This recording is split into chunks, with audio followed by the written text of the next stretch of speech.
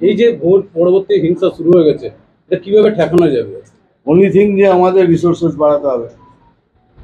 আর আমাদের central party বলেন কি আমরা সংবিধান হয়ে জিতবো, সন্ত্রাস করে নয়, যার ফলে আমরা মার খাচ্ছি। একবার ছাড়ুন না, একবার খালি রিকোয়েস্ট করছি যে পুলিশ কমিশনার আর ডিজিকে, আমরা দুজনকে রিকোয়েস্ট করছি, আপনারা কারো দলে যাবেন না, বিজেপির দলেও আসবেন না, আর দুমুখও হবেন না। আপনারা নিরপেক্ষ হয়ে সব কাজ দেখুন। ওরা করছে বলে একটা ফালতু কেস দিয়ে ঢোকাবেন না, নিরপেক্ষ। তারপরে 7 দিন দিন, তারপরে যদি খেলা শেষ না হয়ে যায়, নাম তুলে করে দেবেন। বীরভূম নিয়ে দুটো প্রশ্ন। এক হচ্ছে, এখানে যিনি তৃণমূলের প্রার্থী, যিনি সাংসদ, আপনার দীর্ঘদিন কলিগ ছিলেন, পার্সোনালি কথা বলে ফেলেন, সাংসদ অব্দি ঠিক আছে। আচ্ছা, সেক্ষেত্রে বীরভূমে আপনি আসছেন, কোনো কথা হয়েছে তার সঙ্গে? কেন হবে? আপনার দীর্ঘদিনের কলিগ না, অনেকদিন কথা। আর একটা পোস্টার বীরভূম জুড়ে দেখা যাচ্ছে, বিহার থেকে খেলা হবে। এই যে বীরভূমের নেতা, আপনি যার কথা উল্লেখ করলেন, অনুব্রত মণ্ডল, বিহারে রয়েছেন। তাহলে আপনি বুঝুন, তাহলে আপনারাই বুঝুন। আপনারা আমাকে প্রশ্ন করছেন এটা জেল থেকে খেলা হবে, মানে কত বড় বিস্তার। এগুলো কি পজিটিভ? না তো। জেল থেকে যদি আপনি মানে এখানকার কি বলে ভোট করান, এগুলো কি পজিটিভ একটা ডেমোক্রেসিতে? হ্যাঁ না, তা বুঝে দেখুন এত নেগেটিভ যে জেলা দেওয়ার থেকে উনি খেলবেন। ওইটাই আমাদের ফ্রাস্ট্রেশন। আমাদের মানে কেন্দ্রীয় নেতৃত্ব বোঝেন না এটা। একবার আমাদের হাতের শেকলটা খুলে দিন না, একবার। আমাদের গাছের একটা আম ফেললে পরে আমরা 4টে আম ফেলবো।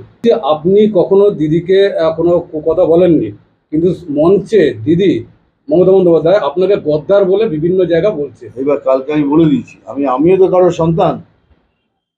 আপনি ওপেনলি একজনকে গদ্দার বলছেন। আমিও তো কারোর বাবা, আমার 4টে ছেলে মেয়ে আছে। আমি কারোর হাজব্যান্ড, আমি কারোর ছেলে, আমার বাবা মা মারা গেছেন, কিন্তু আমি তো কারোর সন্তান।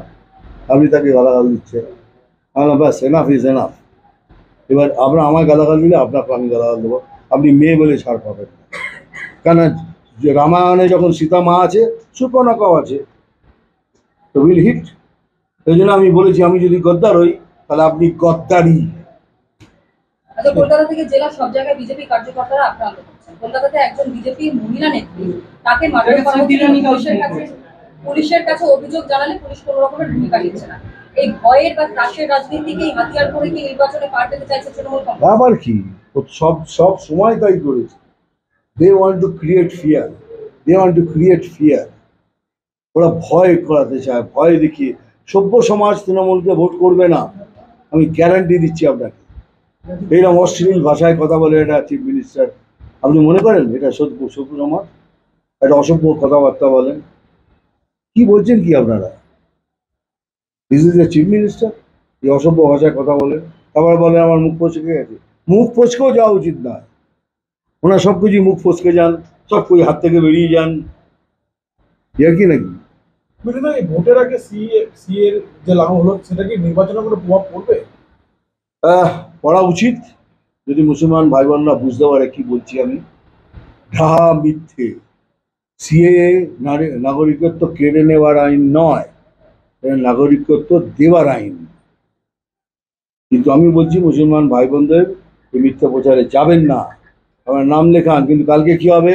আপনি চুপচাপ দাঁড়িয়ে থাকবেন, এই গভর্নমেন্ট আপনার থেকে কাগজ চাইবে, সে কাগজ আপনার কাছে থাকবে না, তাহলে আপনার এগুলো যাবে, ওগুলো যাবে। তো তাদের কথা শুনুন, এসব কথা বিশ্বাস করবেন না। বিজেপিকে ভোট দিন, বিজেপিকে নিয়ে আসুন। আমরা প্রমিস করছি আপনাকে একটা খুব সুন্দর বাংলা প্রদান করব, এটাই মোদি গ্যারান্টি।